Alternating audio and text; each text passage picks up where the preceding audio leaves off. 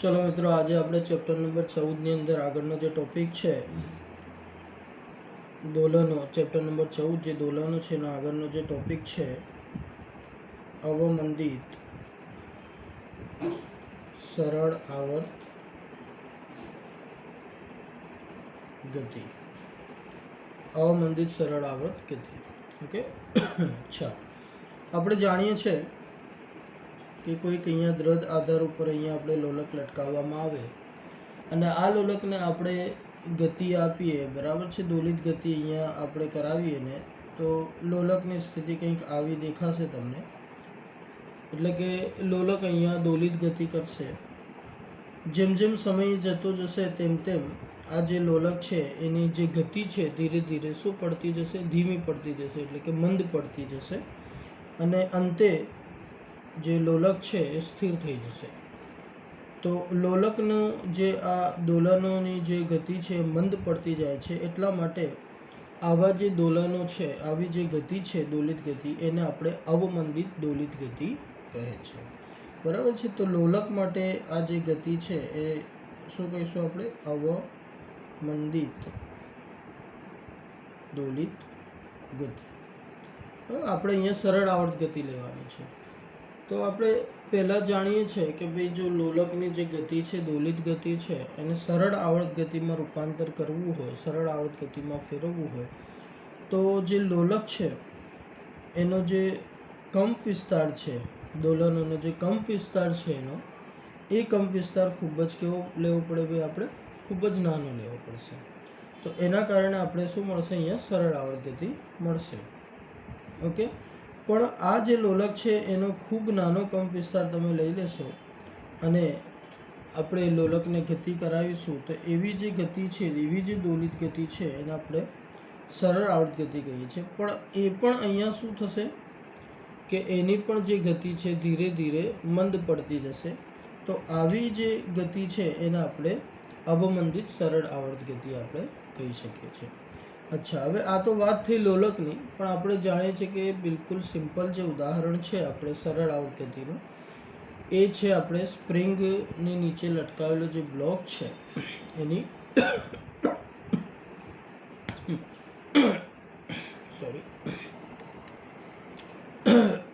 સ્પ્રિંગની નીચે જે આપણે બ્લોક લટકાવીએ છીએ એની આપણે અહીંયા ગતિ જોઈએ. તો આ એક દ્રઢ આધાર છે, આ સ્પ્રિંગ છે, અહીંયા બ્લોક લટકાવેલો છે, આ મધ્યમાન સ્થાન છે.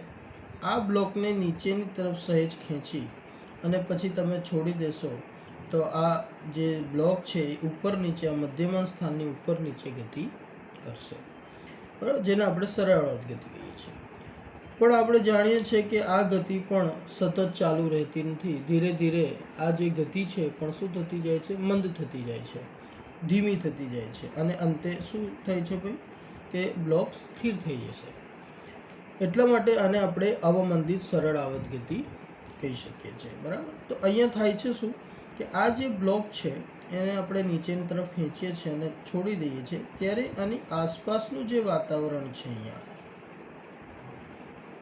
આ આસપાસના વાતાવરણને આ પોતે જે બ્લોકની જે ઉર્જા છે એ ઉર્જા આ આસપાસના વાતાવરણના જે કણો છે એને આ શું કરે છે? પ્રદાન કરે છે.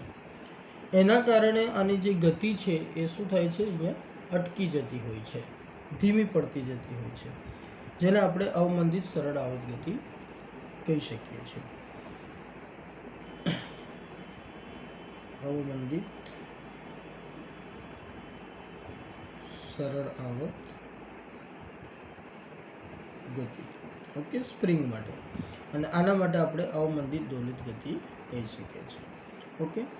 અચ્છા, હવે આપણે જાણીએ છીએ કે સ્પ્રિંગ માટે તો આપણે સ્પ્રિંગનો એસ લઈએ, બરાબર છે. આ એફએસ લખેલું છે, તો સ્પ્રિંગનો અહીંયા ફોર્સ છે, બરાબર, સ્પ્રિંગ ફોર્સ છે. પછી આ જે એફએસ આપણે પહેલાં પણ જોઈ ગયા છે આગળ 5મા ચેપ્ટરની અંદર, અને એફએસ સ્થિત ઘર્ષણ બળ હતું, પણ અહીંયા સ્થિત ઘર્ષણ બળ નથી, જરા ધ્યાન આપજો. આ છે સ્પ્રિંગ ફોર્સ, અને સ્પ્રિંગ ફોર્સ આપણે જાણીએ છીએ કે ચલે છે, શું આવશે? -x આવશે. ઓકે. અને આપણે જાણીએ છીએ કે આ જે ચલે છે એને દૂર કરીએ તો એફએસ બરાબર માઇનસ કે એક્સ મળશે. ઓકે, તો આ થયું સ્પ્રિંગ માટે, બરાબર. અને એ પણ સરળ આવર્ત ગતિ માટે. કોના માટે છે? સરળ આવર્ત ગતિ, જે આપણે આગળ જોઈ ગયા છે આ સમીકરણ, બરાબર. અચ્છા, હવે આવે છે અવમંદિત સરળ આવર્ત ગતિ માટે, બરાબર છે. આ હતું સરળ આવર્ત ગતિ. હવે આપણે અવમંદિત જોઈએ. ભાઈ, અવમંદિત સરળ આવર્ત ગતિ માટે સમીકરણ કેવું આવશે? તો અહીંયા સ્પ્રિંગ ફોર્સ હતું. હવે અવમંદિત છે તો એને આપણે બદલીએ એને જરા. ફોર્સ જે છે સ્પ્રિંગ ફોર્સની જગ્યાએ અહીંયા આપણે હવે લઈશું ડેમ્પિંગ ફોર્સ, બરાબર છે. ડેમ્પિંગ ફોર્સ એટલે ડેમ્પિંગ એટલે મંદન થયું, અવમંદન થશે, બરાબર. ડેમ્પિંગ અંગ્રેજીમાં એને કહેવાય, એટલા માટે એને આપણે ડી લીધેલો છે, એફ ડોટ ડી નથી, ધ્યાન રાખજો જરા. ફોર્સ છે ડેમ્પિંગ ફોર્સ છે, ડેમ્પિંગ ફોર્સ. એ કોના સમપ્રમાણમાં છે? તો પ્રયોગ ઉપરથી સાબિત થયેલું છે કે જે ડેમ્પિંગ ફોર્સ છે એ એના વેગના સમપ્રમાણ છે. અહીંયાથી આપણે જે આ બ્લોક હશે એનો જે વેગ હશે એ વેગના સમપ્રમાણમાં છે, પણ એ શું હશે? એફડી ચલે છે માઇનસ વી હશે, બરાબર છે. જે રીતે અહીંયા એફએસ ચલે છે માઇનસ એક્સ છે, સ્થળાંતરના સમપ્રમાણમાં છે, એ રીતે અહીંયા ડેમ્પિંગ ફોર્સ જે છે એ વેગના સમપ્રમાણમાં છે, બરાબર છે, પરંતુ વિરુદ્ધ દિશામાં છે. હવે આપણે જાણીએ છીએ કે ચલે છે ને દૂર કરીને કોઈ અચળાંક મૂકવો પડે, તો અહીંયા પણ આપણે ચલે છે ને દૂર કરી અને અચળાંક મૂકશું બી, અને ઇન્ટુ અહીંયા શું આવશે? વી આવશે. તો આ જે સમીકરણ આવશે એ કોનું આવશે? અવમંદિત સરળ આવર્ત ગતિ માટે આ સમીકરણ આવશે. ઓકે, તો અહીંયા હવે બે પ્રકારના બળ થઈ ગયા. એક તો સ્પ્રિંગ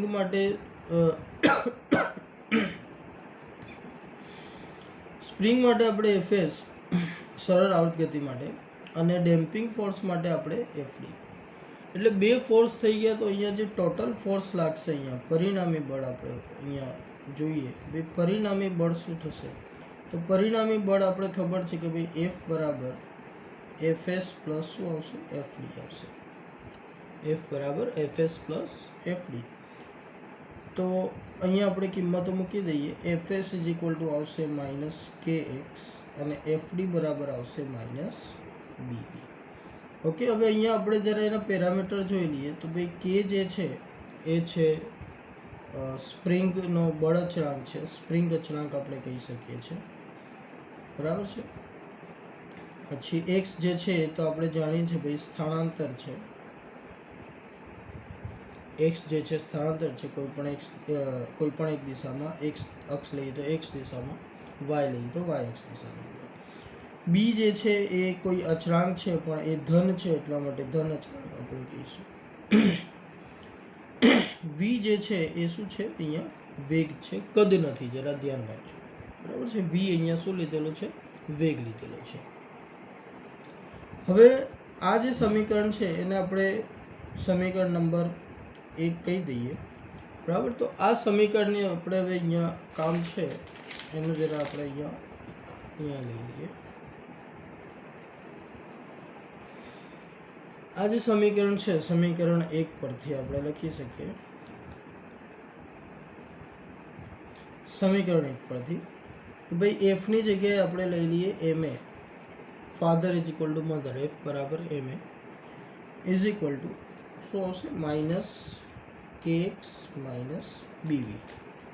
ઓકે, એમને બંને બાજુ ભાગી નાખીએ, અથવા તો એમને અહીંયા સાથે હોય તો ખાડામાં નાખી દઈએ આપણે. તો એ બરાબર શું મળશે? અહીંયા ખાડામાં જશે એટલે માઇનસ કે અપોન એમ ઇન્ટુ એક્સ માઇનસ બી અપોન એમ ઇન્ટુ વી, કંઈક આવું મળશે, બરાબર છે. અને એ બરાબર આપણે જાણીએ છીએ કે ભાઈ d square x by d t square, આગળના લેક્ચરમાં આપણે જોઈ ગયા છે, બરાબર છે. ઇઝ ઇક્વલ ટુ માઇનસ કે અપોન એમ ઇન્ટુ એક્સ માઇનસ બી અપોન એમ ઇન્ટુ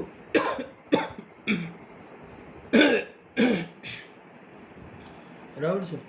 અચ્છા, આ બંનેના આ તરફ લાવીએ આપણે તો d square x by d t square plus k upon m x plus b upon m v is equal to 0. તો આ જે સમીકરણ આપણે મળશે એ સમીકરણને આપણે અહીંયા અવમંદિત સરળ આવર્ત ગતિ માટેનું વિકલ સમીકરણ તરીકે ઓળખી શકીએ છીએ. શું કહીએ છીએ આને આપણે? અવમંદિત સરળ આવર્ત ગતિ માટેનું વિકલ સમીકરણ.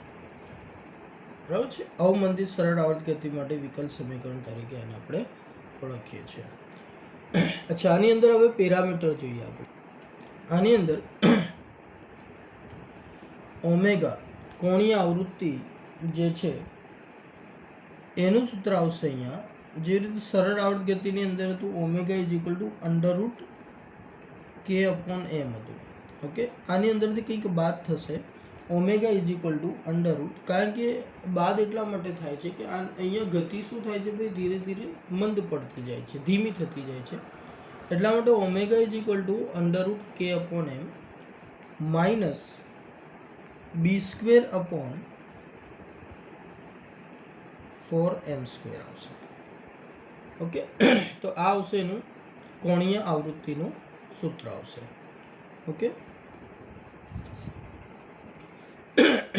આ ઉપરાંત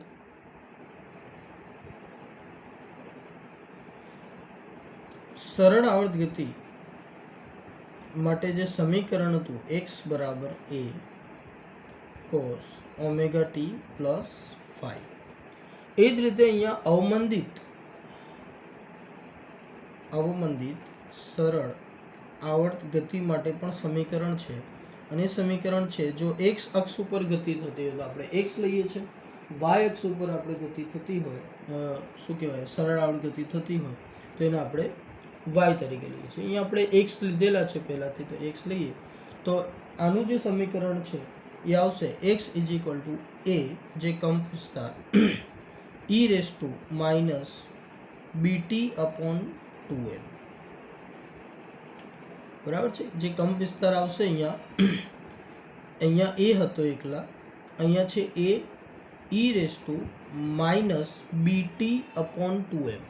હવે અહીંયા આપણે જાણીએ છીએ કે ભાઈ બી એ ધન અચળાંક છે. ઓકે, અને જે ટી છે એ સમય છે. બરાબર છે. એમ જે છે અહીંયા દળ છે અને બે તો અચળ છે. ઓકે, તો આ થઈ ગયો એનો કંપ વિસ્તાર.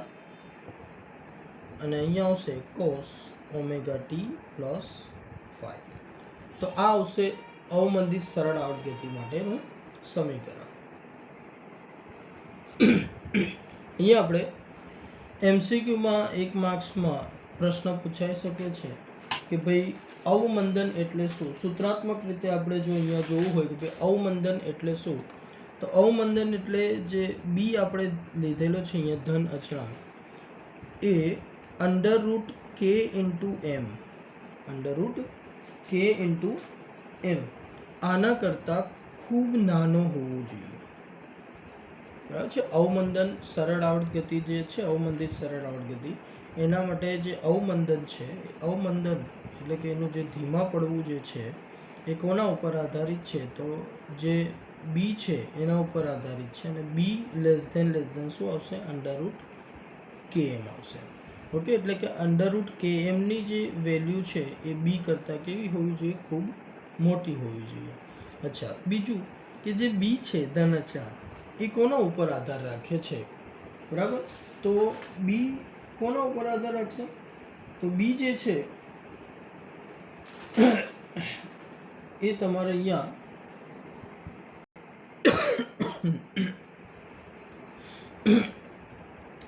માધ્યમ, એક તો કે ભાઈ આસપાસ કયું માધ્યમ છે એની લાક્ષણિકતા ઉપર આધાર રાખશે માધ્યમની. બરાબર છે. જેમ કે ભાઈ દોલનો ક્યાં થઈ રહ્યા છે, કેરોસીનમાં, પાણીમાં, હવામાં ક્યાં દોલનો થઈ રહ્યા છે એના ઉપર આધાર રાખશે. બીજું બી જે છે એ જે કંઈ પણ અહીંયા આપણે બ્લોક જે છે, આ બાંધેલો બ્લોક જે છે છેડે, સ્પ્રિંગના છેડે, એ બ્લોકનો આકાર કેવો છે, કે ભાઈ એનો આકાર ચોરસ છે, લંબચોરસ છે, ગોળાકાર છે, કેવો આકાર છે, એટલે બ્લોકના આકાર ઉપર પણ આધાર રાખશે. બરાબર છે. ત્રીજું કે જે બી છે ધન અચળાંક જે છે એ ત્રીજી બાબત પર પણ આધાર રાખે છે, અને બાબત છે કે આ જે બ્લોક જે છે એનું કદ કેટલું છે એના ઉપર પણ અહીંયા આધાર રાખે છે. એટલે કે 3 બાબત ઉપર આધાર રાખે છે. એક તો માધ્યમની લાક્ષણિકતા ઉપર આધાર રાખે છે, બ્લોકના આકાર ઉપર આધાર રાખે છે, અને બ્લોકના કદ ઉપર આધાર રાખે છે. બરાબર. તો આ થઈ આપણે અહીંયા અવમંદિત સરળ આવર્ત ગતિની કેટલીક વાતો થઈ અહીંયા.